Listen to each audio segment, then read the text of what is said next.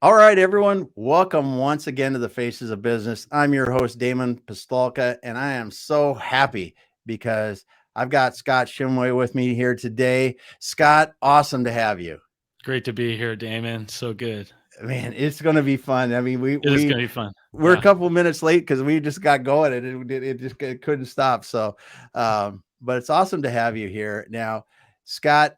Today we're going to be talking about the benefits of business throughput improvement. And for those that don't understand, we'll be talking about throughput, how we got exposed to throughput, how we've been working together. But let's start a little bit more with your background. Let's start with your background and kind of understand where you started and what you're doing today.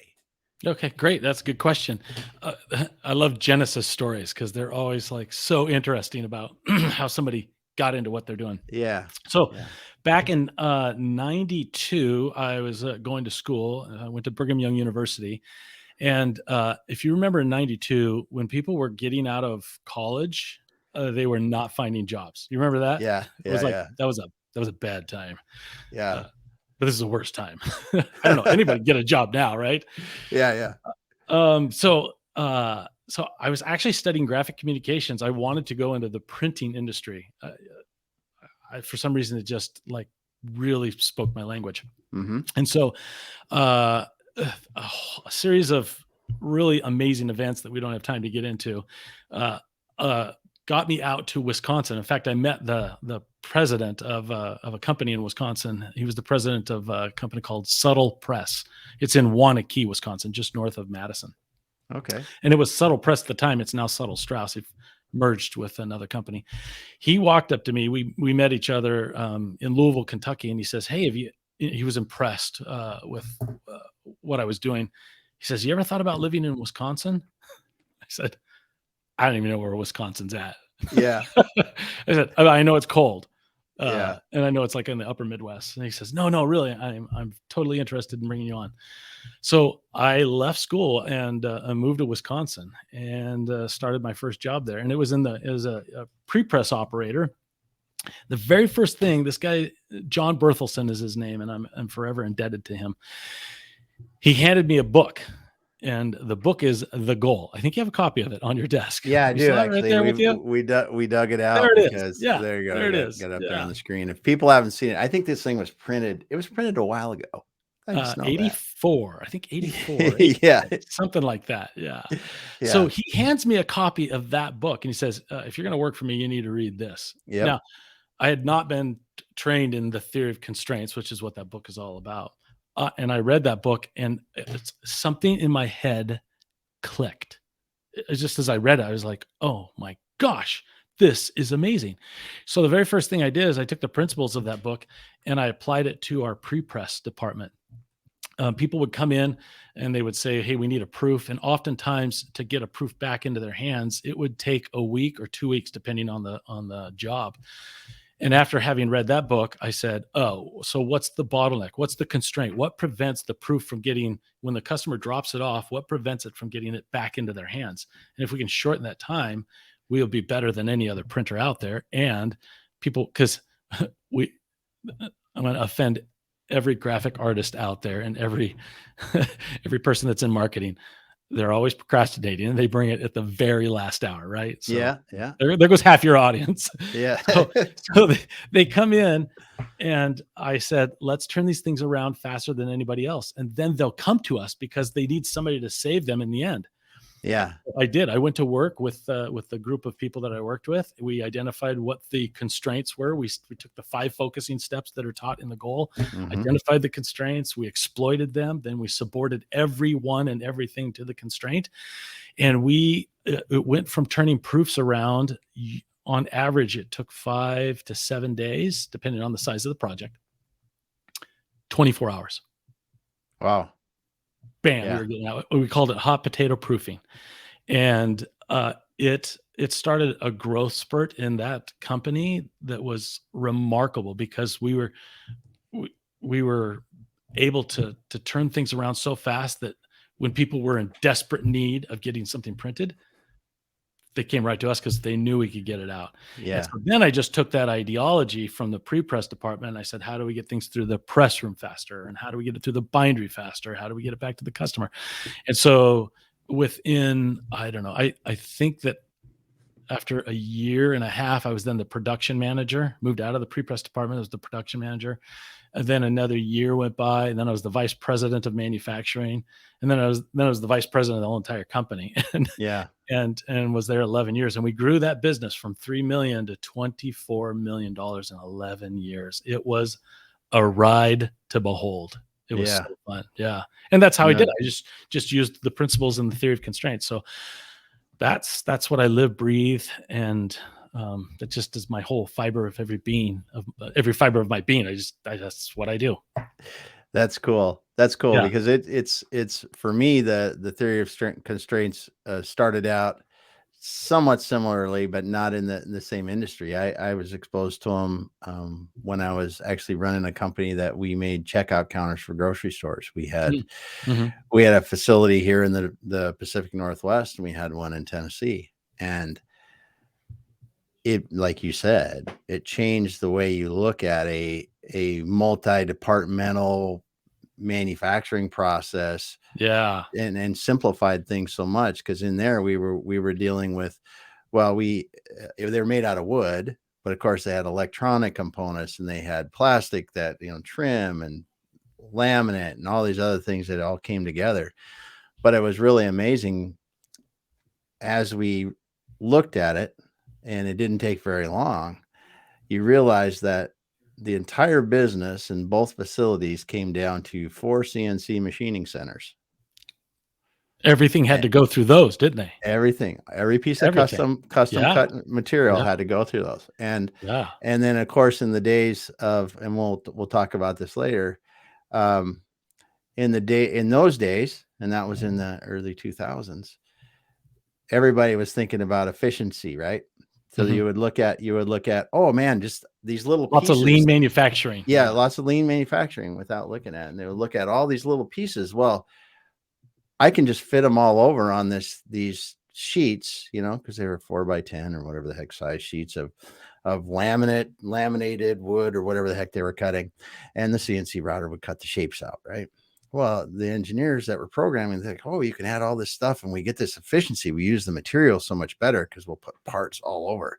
Well, it increased the time for each board on that machine.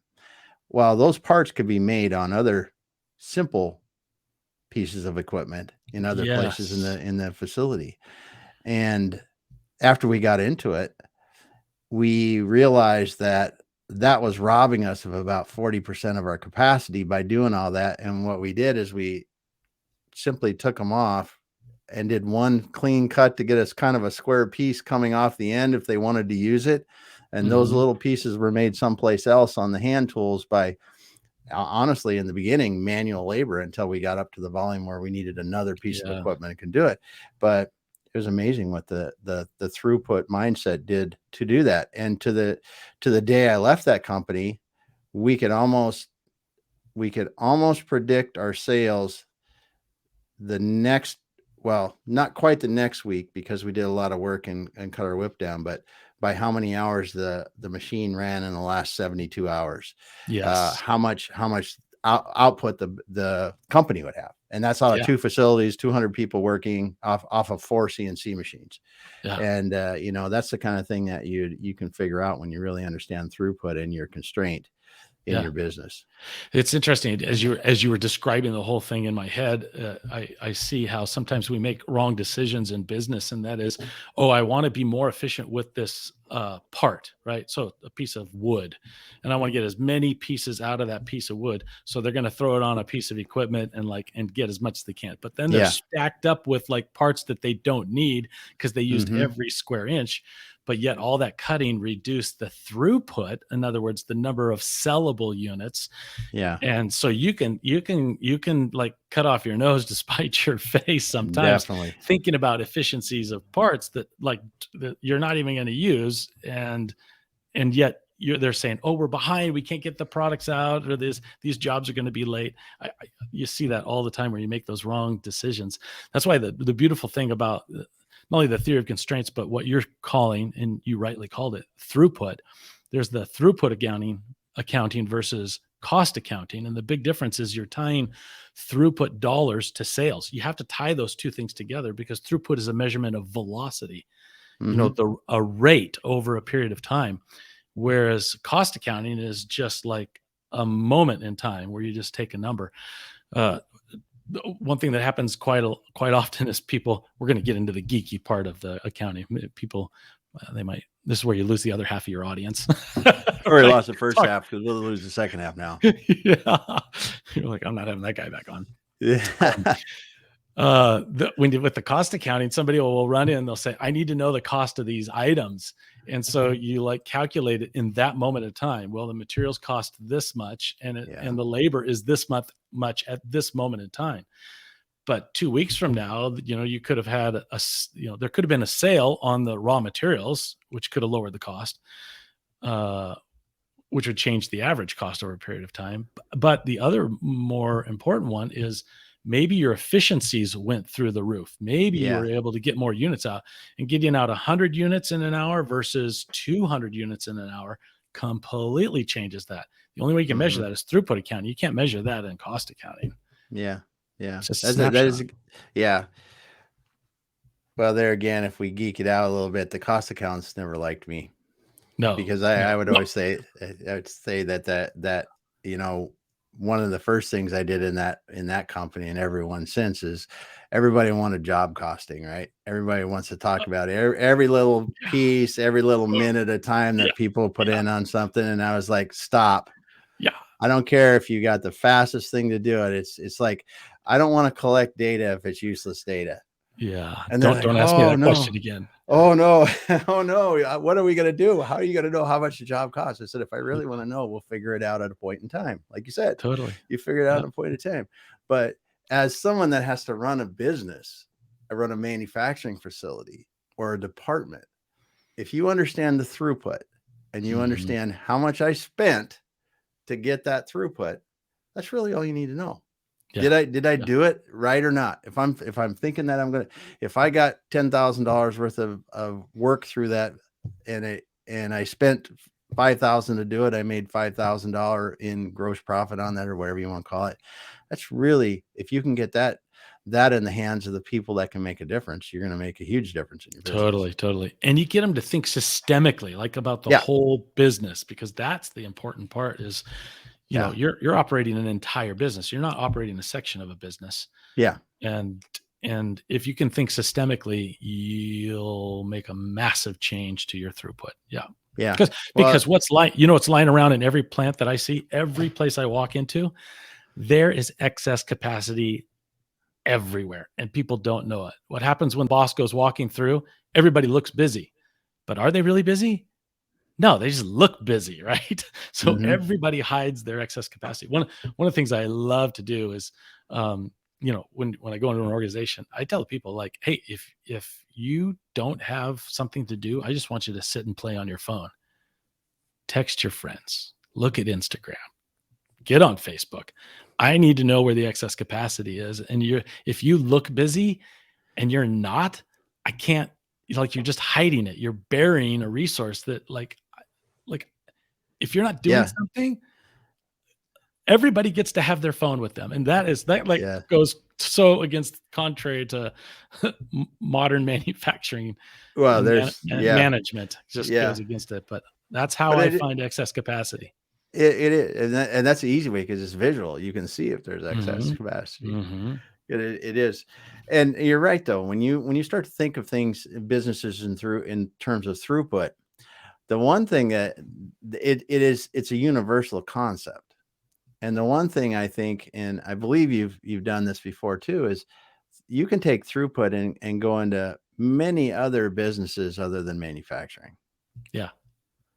And it's, because you look now and you look at throughput is used in medical settings, it's used in service businesses, it's used all over because again, the faster you can deliver your product or service and get paid for it and deliver a good product or service, the better off your business is and your customers are. Yeah. So to confirm that fact, I mean, that's exactly right. And to testify that that's true, I left the printing industry after 11 years. I realized, oh, it is really cold in Wisconsin. Yeah. And I moved back here to Oregon. My brother-in-law, Mark Skillman, and I, we opened up Skillman Brothers, which is a real estate development company. And he says, well, what do you know about real estate development? And I said, I don't know anything about it, but I Yep. tell you, I can make it go faster than anybody else's real estate development company. And he said, really? I said, yeah, well, you watch, you do the real estate, I'll do the development. And we built in 5 years. So from 2003 to 2008, we built 105 units. Wow. Yeah. Yeah. And I just used the theory of constraint. And it was just him and me. And of course I was a paper contractor. I didn't Yeah. I didn't throw a hammer at all. But as a paper contractor, I knew, what the constraint was for each project. I would just plan it all out, identify what the constraint was, subordinate everybody to the constraint, exploit it as much as possible. If I had to throw some money at it to elevate Yeah. it to get to go faster. And then that was just a constant process.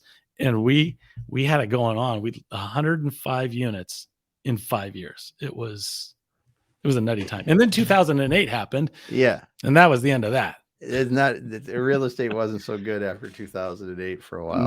No. And now, yeah, that's a whole different story about what that's like now again. Yes, it is. But so when you think about throughput and you think about the benefits to businesses if they really embrace and work on throughput improvement, what are some of the things? I mean, we've talked about, you can get more out the door and things like that, but what are some of the other things that you think that businesses will see if they start understanding throughput and working on throughput? Well, I mean, the one and only thing that they really will benefit from is increased money. I mean, there's just the amount of money that comes in the system. The whole idea of throughput accounting is that you're watching all the money coming in through sales rise faster than the operating expenses. So you want those two things to diverge.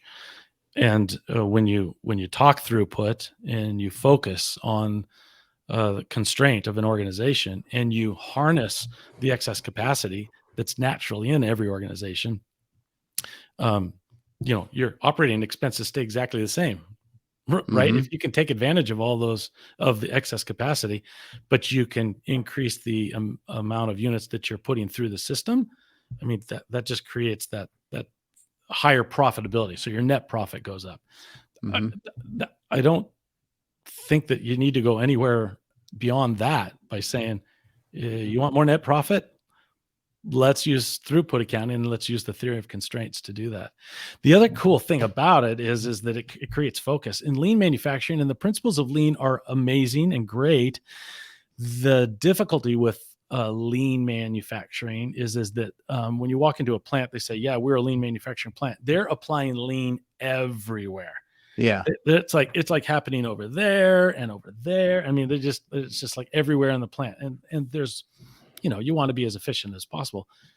But if you try and increase the throughput of a non-bottleneck resource, it's not going to change your system at all.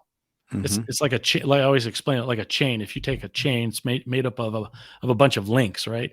And if you want to strengthen the chain, you go and you strengthen the weakest link, because strengthening that one weak link will strengthen the entire chain, which is your company.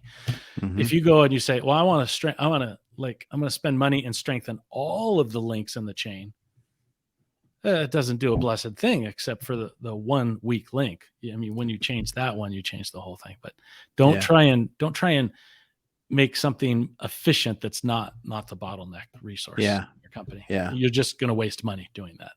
Yep. That's a good point. And I think too, there have been people that have successfully used lean and throughput thinking together in some ways. You put them both together. You take the lean principles, which are amazing, get the waste out of the constrained resource. Yeah. When you can focus that. So, theory of constraints in one word is go ahead. Focus. Yeah. It's focus. That's all it is. Yeah. You just focus. Yeah. Yeah. Yeah. And that helps you because you're right. And I tell you what, once I learned about the theory of constraints too, you get you really get in tune as a business owner, manager, somebody that has to make buying decisions on equipment or something like that. It's like, hey, that new whiz bang piece of equipment is freaking awesome. I could run those pieces 4 times as fast and no operator in front of them, blah, blah, blah, blah, blah. But if that doesn't mean that you're pushing more dollars out the door, I mean, good dollars out the door, why are you doing it?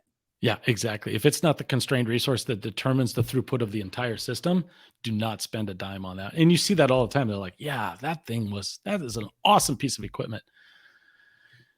Yeah, they automate it. And then the operator stands around, but then they don't take the operator and they don't take advantage of the excess capacity he now has and move him or her over to the bottleneck resource. Yeah, there's tons of stuff like that. I love walking into a plant and looking around because you can identify some of those things really quickly. But sometimes they're not so obvious where you really need somebody who knows what they're doing because sometimes it's invisible. Sometimes I'll walk into a plant and there aren't, big piles of stuff, which is typically a spot where the constrained resource is. Or it will be there and nobody can explain why the bottleneck is where it's at.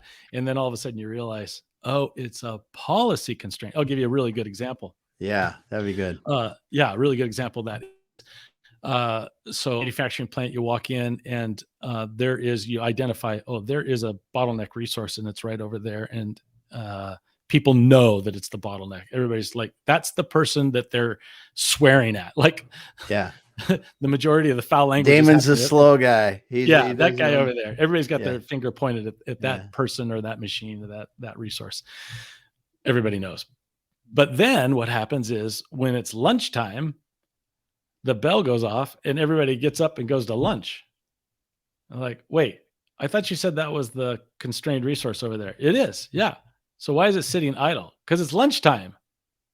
Yeah. What kind of policy is that? Like it's the constrained resource. Can't we cross-train somebody and like have it run through lunch? Well, then they can't go to lunch together. No. Like that's the constrained resource. We subordinate everything to the constraint. So let's cross-train some people. And the same thing happens for break time or even a bathroom policy, right? Where the person gets up and they go and leave the constrained resource idle. But the policy should be changed to say, look, that resource never sits idle. Let's go. So it's looking at little things like that. The other one is sometimes the owner or the operator, the person who's in charge of the company sometimes is the constraint, and you have to like. What's an example of that? You give them like a tap them on the shoulder and says, you need to get out of the way. An example of that is maybe they're going after the wrong type of work, or they're trying to change the business in a way that it constrains the whole company. They implement policies, or they ask their people to do things that prohibit throughput from happening. There are all kinds of things that can happen where the owner can really stand in the way, both either by relationships or maybe people don't like them, or there's high turnover, or customers don't want to deal with them. There's a lot of things. You got to remember, throughput is like, it's a systemic thinking, right? It's about the whole company. And so if there's not enough sales coming in the door and and your manufacturing plant has a lot of excess capacity, or your services, it doesn't even have to be manufacturing. If you're a service oriented or a company that generates revenue through service, and people just don't like you or having to deal with you, then you're the bottleneck. Yeah, that's true. Well, and you bring up a good point, because your bottleneck is not necessarily the area of operations in a business, in a plumbing business, and not necessarily the plumbers in the field. It could be our marketing or our salespeople generating enough good customers for our people to do this. That's exactly right. Or is the constraint that we don't have enough cash to buy the equipment so we can get more plumbers in the field? Yes. And there's all kinds of things that I've seen companies where cash is the constraint, where they want to grow, but then the inability. And so then we say, okay, let's walk down to the bank and let's talk with them. Let's get some cash, because that seems to be the constraint right here. Yeah. It's all over the place. It's inside the company. It's outside the company. It could be a market constraint, could be sales. You really have to open your eyes to more than just the pile that seems very obvious. Oftentimes in a manufacturing plant, but in service is very different. I tell you, so my wife just had pancreatitis, which I wouldn't wish on my worst enemy. It was a bad thing. She was in the hospital for 10 days. Wow. And I saw I'm going back to the hospital, and I'm going to say, can I teach you the theory of constraints? Because there are some messed up things in a hospital. That not only patient care, the ability to get patients through the system faster, having a better experience. There were a lot of constraints in this healthcare system that I just had experience with. And it wasn't just the hospital that I was in, but afterwards, when we got turned over to other specialists that specialize in pancreatitis, or specialize in an MRI or CAT scans, or even blood work. As a theory of constraints guy that can see bottlenecks, see things that are invisible, I was like, there are some major problems with this healthcare industry, and I just want to go and get my hands on them and help them out. I mean, really, just help. Out. Yeah. Well, and they're just like, I think that as we get smarter about it, so many different industries, there are opportunities for us to use some of the things that we use in vastly different businesses to improve businesses that are on the opposite end of the spectrum. You talk about manufacturing and healthcare. Well, most people don't understand that there are progressive healthcare systems that are using lean manufacturing and theory of constraints to really understand how they can improve patient throughput, patient care, speed to care, because once you understand that, if I can get Damon in the door in an ER, if I can get in the door in 5 minutes into the bed or wherever I'm going to go, and I'm seeing a doctor in 6 minutes and he's out the door in 35 minutes, or it takes it 3 hours and that room is tied up for 3 hours, or my lobby's full of people for 3 hours. I'm not making as much money as I could. Yeah, and that's exactly right. And you look at that and you keep the level of care at high as it needs to be, because the level of care is not, if it takes 3 hours, the level of care is not any difference if they can get it in 35 minutes, because you're not going to see the doctor any longer. It's just how much you're waiting around, or how much you're queuing up in these different places that are the bottlenecks all the way through that. And there are a lot of companies doing, some insurance companies that are doing really good at even like the bottleneck could be moved even before the whole system, and they do preventative care maintenance where you go in and have regular checkups, and they're encouraging their clientele to go in and eat healthier and stop smoking and go get certain testing done as preventative care. That's beautiful thinking. They'll think, well, I want the people to come in because that's how I make revenue. No, you want better throughput in order to, if you've got healthy people going through your system, then you can care for them all faster. So we could keep going on that. Good stuff on that. Yeah. So you've been working on the theory of constraints, and then all of a sudden you decided to write a book. Yes.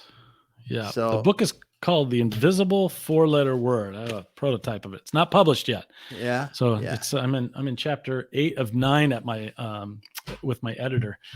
So let me tell you the story behind that one. Yeah, because I always wonder why, because people have asked me before to write a book, and I'm like, man, I just don't know. But what got you to? I mean, when did you start? First of all. Okay, so it's been 11 years. I started 11 years ago. Okay. I just needed to know. Yes, it takes a long time to write, but it's 11 years because there's a massive amount of research that's gone, and testing. This isn't just sit down and me writing like principle A, B, and C. Let me tell you I'll give you the genesis story of this one too. That'd be great. Well, here's what happens. You know this since you've been classically trained in the theory of constraints. And all of us that have been classically trained in the theory of constraints know that every time you go in, you say, identify the constraint. And then step number 2 is like, let's exploit it. Let's do as much as we can to get what we can out of the constrained resource. And then step 3 is everyone in the company subordinates to the constraint. And that's where you run into the problem. That's where that's where the roadblocks go up. And everybody says, that's not my job. I'm not doing that. I have what I'm doing. And so there's a lot of people, if you go to some of the theory of constraints symposium, the bemoaning that happens, like people say, if this is so good, why hasn't the world accepted it? Why hasn't everyone just like, if it really works as good as Goldrat said that it works, how come the whole world's not doing it? Yeah. I mean, isn't it, that's a fair question. Mm-hmm. And I asked that question 11 years ago, and then I discovered the reason why people don't implement the theory of constraints is the invisible 4-letter word. Yeah. That's why. It's you say, look, you need to subordinate to that constraint because that determines the throughput of the entire system. And then the person says, yeah, but I don't want to. I got my job over here. Yeah. Sorry. Yeah. It's so you decided to, so you actually were in this book. You're talking about the invisible 4-letter word, but you're trying things in business and then understanding the results and documenting them and applying it in the book. Yeah. So it's not 11 years of writing, it's 11 years of experimenting. And here's how it happened. So, in business, I was like, why are people not like, I would come up with, I'm a big believer in standards. Yep. And I would say, okay, we got to implement the standard. And then people would have a hard time, as like living up to the standard, like performing per the standards. Yeah. And you would just try and get them to like, no, this is how it should be done.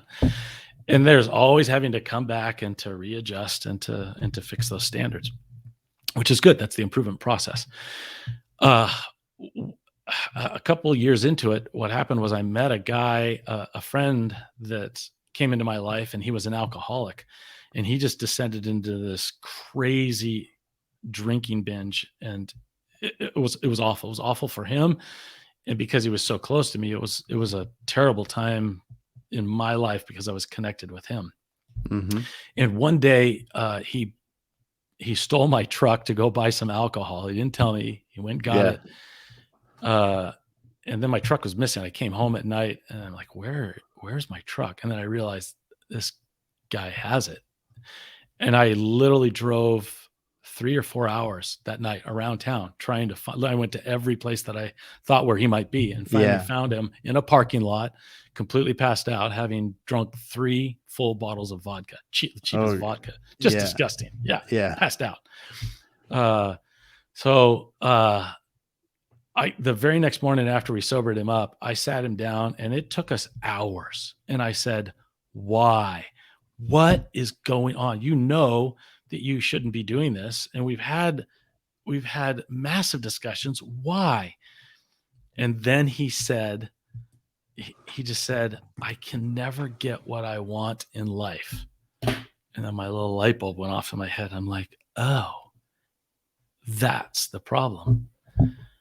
We want what we want, and we don't want anybody else to tell us what we want. And if they do tell us what we should want when we don't want it, we get emotional. Like a little kid. Like you go to the store, and the little kid says, oh, I want that candy bar. You say, no, you can't have that candy bar. Then what's the kid do? He gets emotional. Yeah. And then once he gets emotional, then he becomes irrational.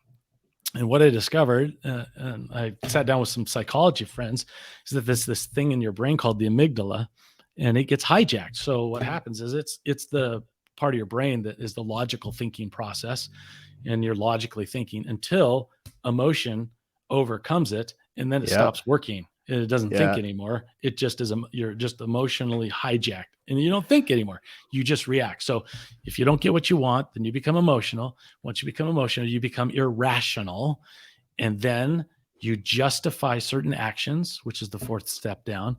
And you just say, so the little kid will just take him wants the candy bar. Mom says no. He becomes irrational. Then he starts to throw a tantrum. And then he says to his mom, I hate you. So what's the last thing that happens? She's like, no, there's no candy bar for you. And now you're in timeout where you're going to go home and you're going to spend the rest of the day in your room. So the very last step is you become powerless. Now, all of us in our lives go through this process. We become, in the book, I describe, like, imagine an Egyptian pyramid built upside down. How long would that last? Not very long. It would not last very. The little bird just comes sit on the corner of the pyramid, right? And the whole thing would like boop, right over it goes. And our lives are like that. We become we're like upside down pyramids. It's unsustainable. And it all is because of the invisible 4-letter word. When we don't get what we want, we become emotional, we become irrational, we justify certain things, then we take action on those, and then we're powerless. We find ourselves in a powerless position. So in the book, I really outline, what it's like to be upside down. Yeah. What it's like to get yourself right-sided, like a strong, stable Egyptian pyramid. And, Goldratt says, and this is where the theory of constraints comes in. Goldratt always said, you know what to change. You need to change your life from being upside down to being right-sided. That's what we change to. And then the hard part is really how to cause that change to happen. And so I explore and reveal what I call the core of how to go from being an upside down person to becoming right-sided through the principles of the core. And I'll let you read the book. It's really fascinating that you can actually make sure that you stay right-sided in your life, stay strong and powerful, because the bottom of a right-sided person's life is power. It's a stabilizing, powerful. People honor and respect you when you're right-sided. And we naturally use those terms. Like if somebody is like flying off the handle, you're like, that dude is upside down. That's just a natural statement we say, right? And then when somebody is really strong and powerful, we say, that guy is so right-sided. It's just a natural thing that we say in our lives. So I've incorporated those in the book. Well, and you make a good point, because you think about people and you think some people that go off, like you said, at a moment's notice. There's something far beyond that moment that's causing them to do that. And like you said, with the instance you talked about, somebody drinking, it's there are other things that are causing us to do it. And if you can find that, just like just about anything, if you can find a root cause and address it properly, you can drastically affect the outcome. Yeah, drastically. The cool thing about this book is I've been teaching actually the principles for quite a number of years, even though the book hasn't been published yet. But I've got presentations and I go into companies and I teach the principles. The thing that brings me the greatest amount of joy and satisfaction is even in my own company and others, they'll say, "Oh yeah, like I came to work today and I was upside down." People will just like self-identify, like I was not in a good place. I was upside down. But I'm going to take a deep breath. Then they use the principles of the core. Like, I'm just going to say, okay, I'm going to remember what I really, really want. And I'm going to get myself right-sided. And then what happens is they cancel out the negative effects of the amygdala hijack. And they get themselves right-sided. And then they can begin to clearly reason and think, actually discover how to overcome conflicts. That's another thing that's in the book is conflict resolution. Once you're right-sided, then I can resolve any conflict, anyone. And I've done it hundreds of times. Because if you use the principles, they work, and they work really, really well. It is. I tell you, you really got me intrigued now. So when's the book going to be out? First of all, I need to ask that. So my editor there's 9 chapters. We're on chapter 8 of 9. I was shooting for the end of the year, but we still, not going to get it quite. We're at Christmas. It's not going to be. So it's going to be. It'll probably be. I'm going to say second quarter of next year. Okay. Cool. It'll be published. Yeah. Well, we'll have to. I'm going to have to get it and read it, because, yes, what you're talking about has a lot of applications in manufacturing and theory of constraints, and like you're saying, the emotional and how your brain gets hijacked, but it really sounds to me like this book is more about life and living a life that's more like you want it to be, in lack of better words. Yeah, people will often say, "Well, is this for the individual or is it for the business?" And my response is always, "A business is made up of a bunch of individuals, and Yeah. if those individuals don't have their lives and if they're not living in a right-sided manner, then your whole organization is going to be upside down." You know, you've seen organizations where they're just full of drama and people Hmm. that are upside down, and they're dysfunctional businesses. They're dysfunctional because the people within them are like that. And the goal of this book is to like hand it to every person in your organization, and then you can all speak the same language. Like the Hmm. person comes in and says, "I'm upside down today, and I need to just like get myself right sided." Then everybody else is going to say, "Great, we completely understand the framework, and we'll help you get right sided." And they Yeah. all work together. And I see that over and over again. It happens in, I work at BioSkin now. I'm the president of BioSkin. People walk into my office all the time. They're like, okay, just help me get right sided. And I'm like, okay, let's walk through it. And then they do. 5 minutes later, they walk out and they're like, okay, I can solve some problems now. And they do. No, Yeah. we're gonna do things the right way, and it like works. It works every time. Yeah. Well, and I'm sitting here and thinking about this book, and I'm thinking about what you're teaching people, and I'm thinking about it's really interesting because you're connecting good personal development with improving business That's and exactly the right. business, and they work into it, which I used to always, and I didn't even realize the connection until now. I used to always tell people when we worked on safety, I said, listen, workplace safety, I don't want you to get hurt at work, but I really don't care about you being hurt at work. And they look at me funny. They say, why? I said, because I want you to be able to play with your kids when you get home. I want Mhm. you to be able to cook dinner with your wife, whatever you want to do. I want you to go fishing. I want you to go ride your bike, whatever you're going to do. If you get I hurt want you to here, come back yeah, tomorrow. yeah, or whatever it is, whatever you want to do. I said, I really don't care about the effects that happens if you get hurt at work. I care more about how it's going to affect you outside of work, and that's why we need to Yes. be super safe here in work. And what you're talking about is something that I think even goes to a deeper level than what I was talking about.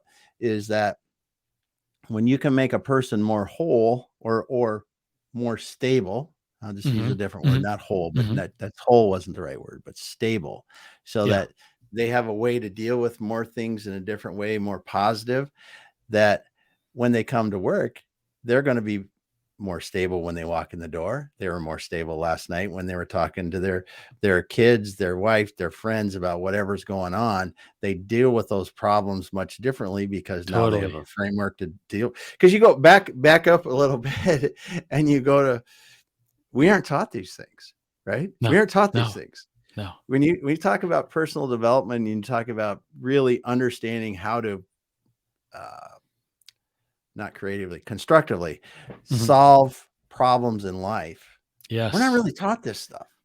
No. So by you being able to teach people in your business how to constructively get themselves in the right state of mind, solve problems, deal with them, whatever they need to do, but have that right focus and right state of mind, it has to drive pretty incredible change in business. It drives results like it's unbelievable. I love to say a corporation is actually a cooperation.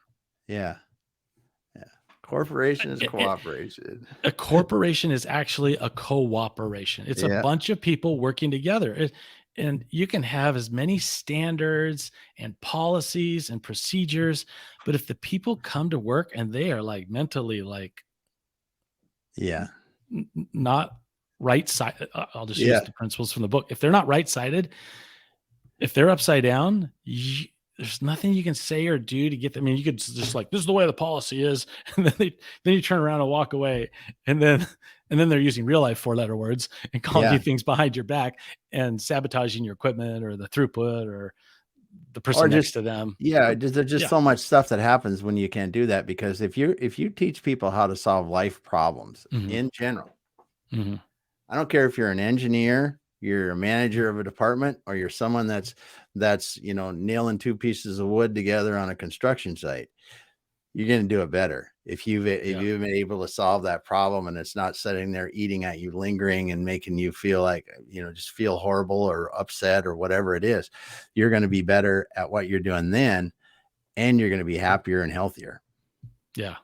Yeah. That's good stuff, dude. That's good stuff. Oh, thanks. Because it gets you going, because as you know, and how many gazillion people talk about culture and leadership, right? Yeah. Talk about, set this culture, set this, leadership. And we all know what leaders are supposed to do. But when you really break down something that could help a business more fundamentally than either one of those two, how are you going to create a good culture? Well, if people come to work with the right mindset, or they understand how to communicate, well, the culture gets a little easier automatically. Yeah. And so I just give, like, everybody that's listening. So the invisible 4-letter word, right? You kind of see it right there. Yeah, you bet. Have you figured out what it is? No. Oh yeah. See, because we've said it, like, we probably said it. If we go back and re-listen to the podcast, I'll bet you we've said it 30 times. and because to me, it's the concept. It's the concept of giving people the framework and the way to help themselves. Yeah. And it's one of those things that we, it drives culture. It'll drive better leadership. Culture, it's going to allow you to facilitate better culture. Yeah. The whole point is everybody has to come to work wanting to be united. We have a goal in this corporation, and everybody needs to come and say, yep, I want to be united with that goal. That's what I want. I just said it. Now you have the invisible 4-letter word. Yeah. Yeah. Because it's like I just, whatever the word really, you just said the word, and I understand that. But the concept that you're talking about, I think is very powerful. I don't think, I know it is. No, it's super powerful, because once people get aligned, there's nothing that a corporation can't do. Yeah. Yeah. Yeah. And it's fun. I tell you, and when you're in a business like that, and we're getting close to time here, but I knew this would be one of those where we could talk a long time. We could talk a long time. Yeah. But you can do crazy things, like you talked about with the printing press, in the pre-printing, and just using theory as constraints and working with. When everybody's working on something, you can do tremendous things. I mean, I've been fortunate enough, and I know other people have talked about it. You really can't explain it, but you can go into business and take something. We, in the check stand company, after we are doing other things with constraints and things, we just said, listen, how can we deliver? What do our customers really want? Yeah. And they said they want to get their products when they want them. I said, well, how fast do they really want them? And it was like, well, our lead time. I said, I don't care what our lead time is. I said, how fast do they really want them? And because I would see, we 200,000 square foot buildings, and we'd walk out into the warehouses of them, and we'd have, a store of checkout counters that was sitting there done. And I'm like, why are these there? Oh, they moved the construction date. They moved the construction dates. Now, construction dates moved a little bit, and these things happen. Well, we decided to go, well, how often do they move the construction dates? Well, they have to give us 8 weeks, tell us with 8 weeks lead time how it is, but the construction dates will move around. So we'll finish the product and hold on to it. I said, well, that's money. Those are dollars. I said, how long does it take before, pretty much they know that they're going to be able to use them, so they could, before they don't change this construction date. The construction it's past the problem stage, and they're going to open that store, or they're going to remodel that store, or whatever they were doing. They said, well, it's about a month. And I don't even know how. I used to travel and drive a lot, and I was driving down the road, and I think I was in the South someplace, and I was like, what if we could deliver them in 2 weeks? And when you take these kind of things and you get people working together, we did it. We went from 8 to 2, and you can totally do it. We did that, and we reduced the cost by 40%. Yeah. Now let me ask you a question. How many other people were involved in this? Everybody. And did absolutely everybody? Did they all want the same thing? Did they all jump on board? That's the power. Yep. So everybody. in your story, you use the invisible 4-letter word. I counted it 4 times. But this stuff is so powerful when you can do, like Yeah. you said, you get people working from the same framework, and then you go, okay, how do we do it? And not like all the reasons why you can't do it. It's just, how do we do it? Yeah. Yeah. And you just bring up another thing. You go, oh, that's just something we have to solve. What's the next thing we have to solve? We just figured that one out because we got Yeah. all these people, the accountant over here that nobody listened to before. Now they just gave us the best idea. Yeah. This And is so much fun. they're Oh, yeah. creatively giving you the answers. Yeah. It is marvelous. And that is really the principle. Once you're right-sided and everybody has got the same wants, then they Yeah. have positive emotions, right? Remember the negative Yeah. emotions like completely Yep. snuffed out the amygdala and the thinking process. But when you have a positive emotion running through you, in the book, it shows like how the chemical reaction of dopamine and serotonin and the positive chemicals that run around in your body actually cause your thinking process, the amygdala, to like go the opposite direction. Yeah. Creativity goes through the roof. Your ability to see things that you never saw before goes just is heightened. And then you come out the other side like, yeah, let's do that. And everybody else does too. They're giving high fives to each other, and then they take action, and then it just makes for a powerful team. I tell you, the organization that I'm watching right now, SpaceX, is a right-sided organization. Those people Yeah. they're I can tell that if you walk into that organization, everybody there is cooperating and they are working together, and the throughput of that organization is unbelievable because they're all Yeah. right-sided individuals. Yeah. Yeah. Yeah. That's so cool. That's so cool. Well, Scott, it's been awesome talking to you. And I hope the Likewise. listeners, the listeners got some of it. I know I sure did. And thinking about throughput and just really the benefits of throughput. And I'm really excited for the release of the Invisible 4-letter word book that's coming out in the first quarter of next year. It'll be awesome to take a read on that when that's out. But thanks so much for being here today, man. You're welcome, Damon. Thanks for having me on. Appreciate it. You bet. Well, everyone, thanks for listening. We're here every Tuesday and Thursday. We're taking off a couple of weeks here for the holidays. Just want to wish everyone a happy holidays. And we will, if you haven't heard us already, we are on most of the popular podcast channels. So you can check us out there. You can check us out here on LinkedIn or Facebook or Twitter, where we're hitting when we go live. And just glad to have you here. And we'll be back again next year. Thanks a lot, everyone.